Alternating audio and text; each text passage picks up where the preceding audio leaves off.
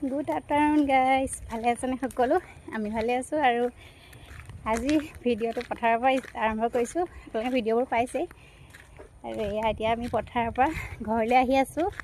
ভাত দিছিলোঁহি, যিহেতু বাহঁতৰ পথাৰত ৰোৱনি লাগিছিলে আৰু ময়ো বোলো যাম আজি।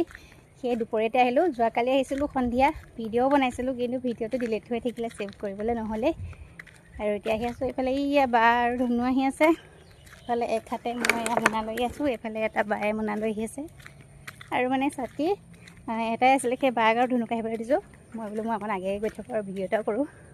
আৰু ইমানেই ধুনীয়া ৰ'দ, কিন্তু পূৰা চোকা ৰ'দ, কিন্তু কি হ'ব একদম। আৰু গছৰ ছাঁটো পালে একদম ভাল লাগি যায়। বুজিছে, বহুত ডাঙৰ পথাৰ এইখন। আপোনালোকক মই আগতেও ভিডিঅ'ত কৈছিলোঁ, বহুতেই ডাঙৰ পথাৰখন। আৰু গছৰ ছাঁ পালে তাত কিন্তু থাকি আৰাম লাগে। বতাহ যাক কি কোমল, ইমান ধুনীয়া। আৰু এইজাক বতাহত যদি গছৰ তলত এখন বাঁহৰ চাং পাতি দিয়ে, মানুহ মানে এনেও পৰি থাকিলে টোপনি আহি যাব। আৰু এতিয়া এইখিনি অকণ ৰ'দ পৰিছে, আগলৈ অকণ গছ গছনি আছে আৰু চাৰিওফালে সেউজীয়া পৰিৱেশ।